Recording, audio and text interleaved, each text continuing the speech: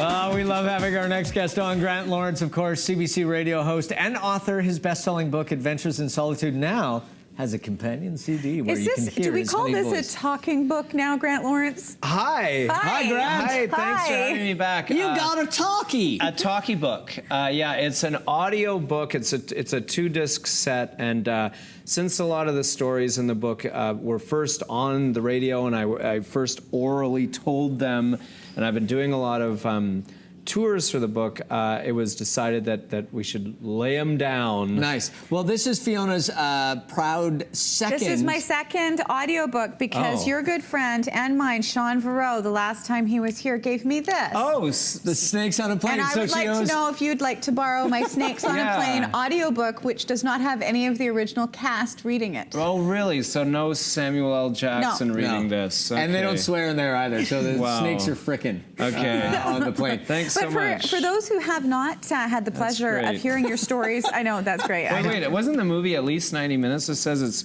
45 minutes. It's abridged. Grant, you know about abridging things. Wait, how long would the movie of your book been versus how long this is? I mean, this is sort of a greatest hits, right? Okay. Like, this is, you know, the stories that are most popular at my readings and when I went on the book tour.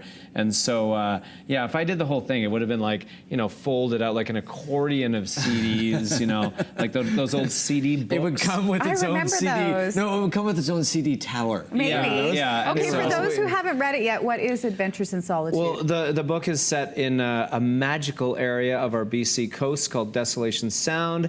First half of the book, it was basically when I was forced to go there as a child. Not a ton of fun. No, by my adventuresome dad, couldn't stand it. Second half of the book, my rediscovery and well, really my discovery, take out and just falling in love with the place. And so that's the sort of the yin-yang of the book. And certainly there's a mix of stories on the audio book where some of them are when I was a little kid hating it with naked hippies and their dangling appendages. And the second half is much more I guess my dangling appendages. Yeah, that's right. You do dangle. Your embracement of full circle. Because it is, I mean, we have a map of Desolation Sound. It is such a unique part of the world. Forget about BC. This is an amazing part of the earth. Yeah, so a couple of things. You can see the mountains there. That is the steepest drop from mountain peak to ocean bottom in all of North America. I didn't know that. Very, very deep water, but it's also very warm water, and that's actually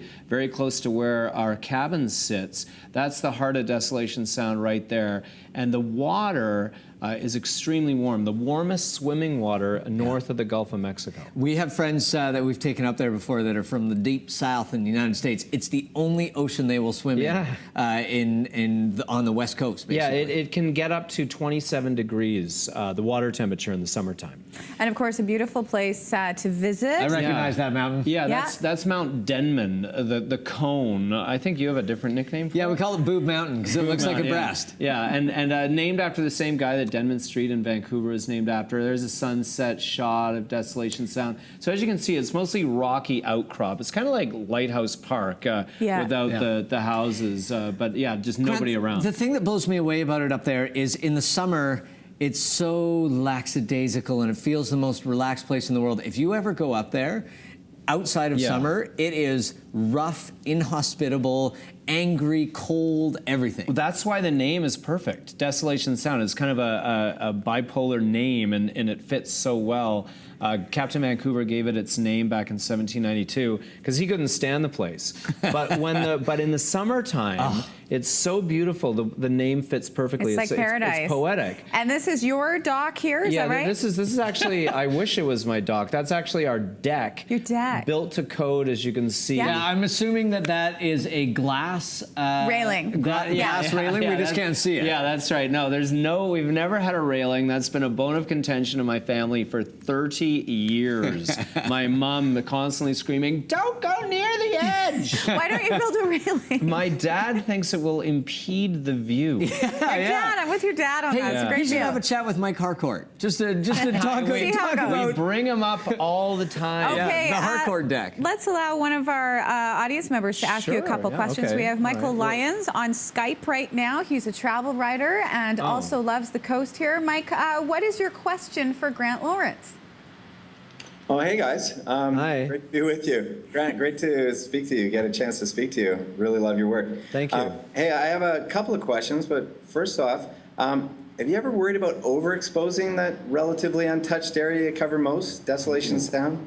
You ever worry about contributing to its future as not so pristinely desolate? Well, Mike. He's reaching out and touching Touch you. him gently on the shoulder. That's so nice. Well, Mike, yeah, that's actually a really good question because that's something that you deal with. You know, you want to share the place that you love and you want to tell people about it. And, you know, I'm sure travel writers go through the same thing. You're trying to find the hidden gems. Yeah. But then you do risk overexposure. But I think that what keeps Desolation Sound separate from a lot of areas is that there are no roads. It ain't easy to get to. There's unless you have a boat, you know, either a kayak or a power boat, you're just not getting there. So it's a labor of love to get there. It's really difficult to get there. So I think that's what kind of keeps a layer of protection around the area. Great question, Mike. Anything else? Well, actually, that kind of spurs on another one. Have you ever received any unwanted or unexpected notoriety up in your home in the wilderness? Like the fans or neighbors ever hunt you down up there? Another really good question because I thought that would never happen because the area is so remote. And I also thought that I had kind of hidden the location of the cabin in the book. I don't actually name the specific inlet or the bay that we're in.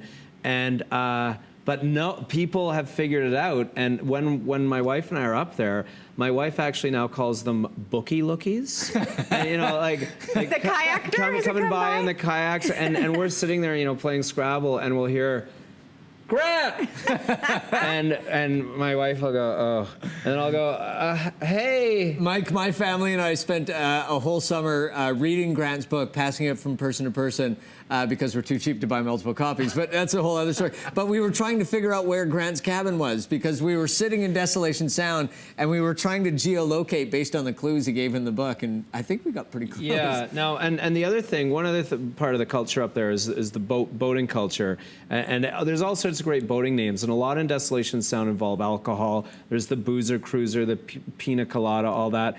Mike, what's I can't remember. What's the name of your boat again? Ours is it's the GG1. Let's just What is it? It's my family's is the Saltpeter, after my Uncle Peter and other things. So am I not allowed to say the name of the boat? You can say the name of the book. Mike's boat up in Desolation Sound is called the Gay. What? It is after. Someone explain that. What are you laughing at, Mike Lyons? Where are you, by the way? Like, where is this? Like, He's on his porch. I don't know. Where are you? On the porch in Vancouver. Can we geolocate you and come and wave at you from a kayak? Yeah. Yeah, no, if you do hear it, Grant, it'll be me and Eckford out in our little boat soon. Well, Mike, thank you so much for Thanks your for the time. questions. Okay, thanks, and Mike. Grant, Wait, I have to clear this up. It is called the Gay after my mother-in-law, whose name is Gay, and the kids call her Gay or Grandma Gay or Grandma Gigi. But it is really interesting to see all these tough, rugged, relic-like boats zipping around the Sound, and then you see Michael and his boat, the Gay. Hi, guys. It's G-A-Y-E. G-A-Y on the SS. Bye, everybody. Hey, it's fine. even our audience it's member is fine. laughing at Eckford. Grant, It's fine. thank you so much. Thank you to Mike Lyons Mike. for his Thanks questions. for having me, guys. Okay. We'll see you again. And the new audiobook, by the way, of Adventures in Solitude is available now. You can also buy it on iTunes, is that Yeah, right? and on iTunes, yep. And how are you spending your summer? I'm spending it actually, this is the irony, I am actually not in Desolation Sound a lot. I'm doing a new CBC Radio 1 radio show called The Wild Side, which is tales of adventures in the wilderness, guys punching polar bears in the face, women trying to kayak around weird islands in the Antarctic. And You're not kidding. Like a guy punched a polar bear in the face. Yeah, this guy, he was up in Nunavut, and he was in his tent, and it was about 3 a.m., and he heard some snuffling, and all of a sudden, a little dome, nylon dome tent, and within he unzipped his zipper of the sleeping bag. See the look I just gave you? Yeah, that's taking a weird turn. But that sound alerted the polar bear, and all of a sudden, he had this polar bear head about the size of a medicine ball, about nose to nose with him. And so I think I would have done something different involving bodily fluids, but what he did was just punch the polar bear right in the nose, and the polar bear kind of made this face like, and then just this huge animal. I mean, it was they call it a 10-point bear, which means it's 10 feet tall, and that's sitting. And he punched it. Punched it right in the face, and it took off on a gallop. What I would do. Took off on a gallop that You'd ride off in the gay. at full speed. You can listen to Grant on CBC Radio 1, and of course pick up the book as well. Yeah. Anything else you want to say, Eckford? If you see me in Desolation Sound on In the this gay, outfit. be sure to say hi. Hey, girl! Hey! We're going to take a break.